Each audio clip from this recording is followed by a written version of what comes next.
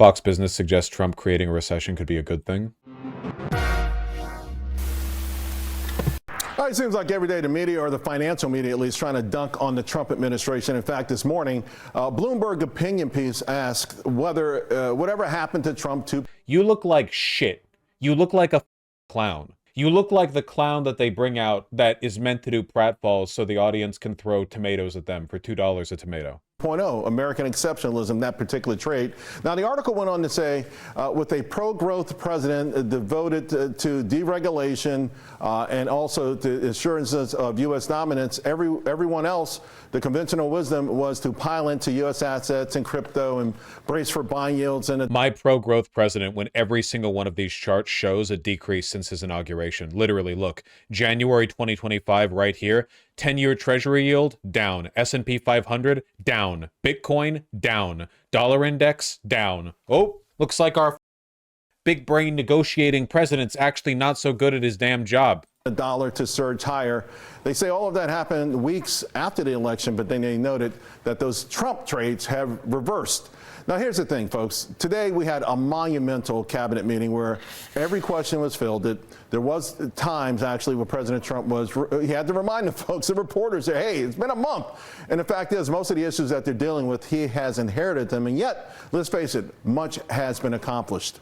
Joining me now to discuss is QI Research, the CEO, also chief strategist, Daniel DiMartino Booth. And so, Daniel. It shows market holders are just a bunch of idiots. Dude, there are so many articles out there of people anonymously answering interviewers where they're like, yeah, we were really excited about the Trump term. We thought it would be great for making money. We didn't really think he'd go through with the tariffs thing. We didn't think he'd go through with it.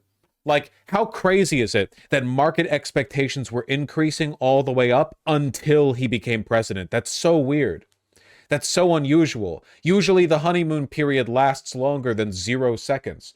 It's literally about consumer trust and faith. It's literally about like how good people feel about the economy, not any like direct law impact. It's not like Trump has passed a law that has made the dollar weaker or whatever. It's just that all of these, like you flip a switch and it's like, oh my God, he is going to be that stupid. He is going to push for tariffs. He is going to devalue the dollar. You know, what I thought was compelling about the Bloomberg piece, like a lot of these efforts to sort of diss the administration, had a lot of contradictions. Jesus, Bitcoin is down 5% today alone? Whatever.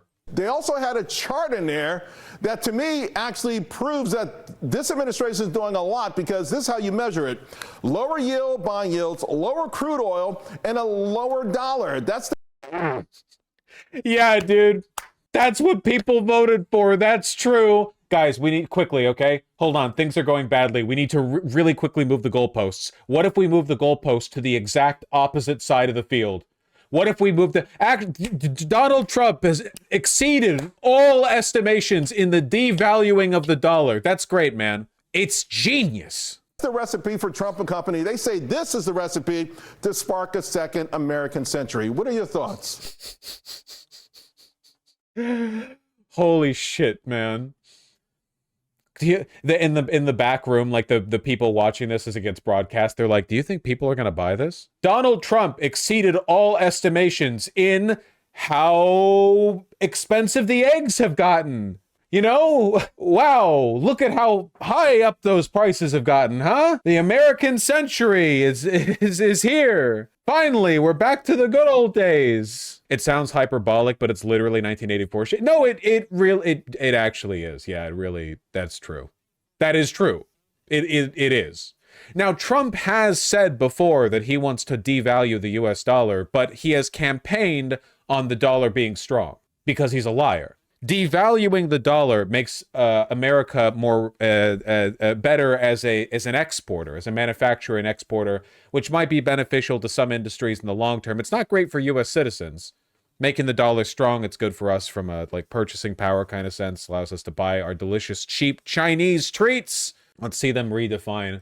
Donald Trump's going to be doing his State of the Union address, and he's going to be like, "My fellow Americans, the dollar has never been this weak. They told me it couldn't be done, and I showed them. Oh, I showed them. Joe Biden's dollar, it was so strong, it was through the roof. People said, no one believed you could get a dollar that strong. It was disgusting. Now eggs are $45 a dozen. The dollar is worth 57/100ths of a euro, and America is looking better than ever. Well, Charles, I do think that if you're stating those goals in isolation, that they have certainly been met. But, you know, the Wall Street Journal had an interesting...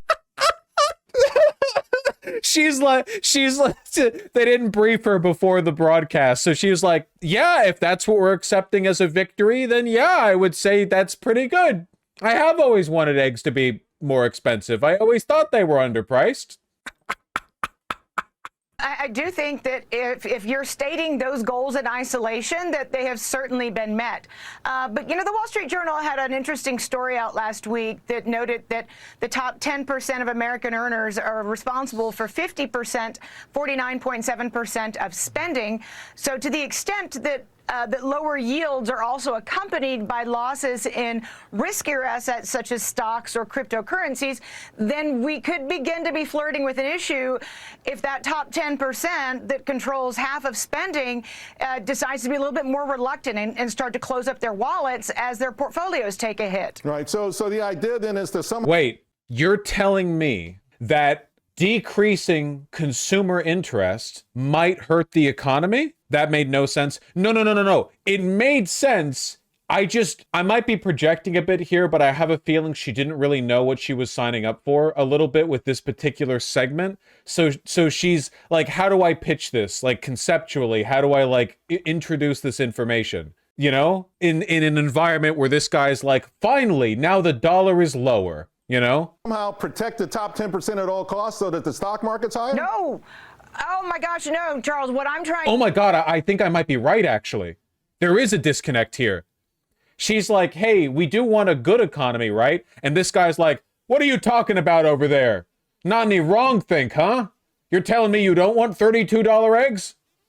Trying to say is we have to look back to history, right? Ronald Reagan is remembered as one of the best U.S. presidents in history. Not by me. People forget that when he came into office in 1981, that he slashed federal headcount and actually put the economy back into the double dip recession of 1980 and 1981. Now, Charles, that did not last for long, and deregulation and other things that parallel the beginning of this administration ended up taking over and brought the economy out of recession.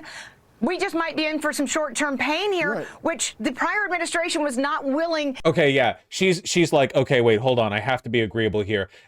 Actually, us entering a recession isn't that bad. Because, you know, that time Reagan did 2 recessions in a row, you know, it ended eventually, right? I like live correcting to be like, oh, I guess we're pro-recession and pro-devaluing the dollar now. Okay, that's cool. Literally the guy in the work line, I guess we're doing triangles now, huh?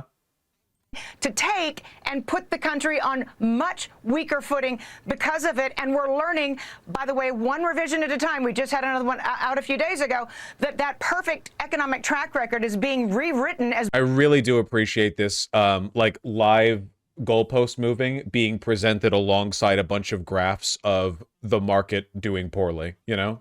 Rewritten as being anything but, Charles. No doubt about it. And I agree with you 1,000% that, you know, when you change something that's like this, a lot of cash floating around, you know, maybe there's a little temporary pain. We also... Fell for it again. They're so... By they, I think you mean Americans, right? We're so... We need to watch Fox Business more as this all develops, because watching a bunch of grinning psychopaths like trying to explain how the devaluing of the dollar is actually like based in red pilled, you know, it's actually very good. It's very, very good.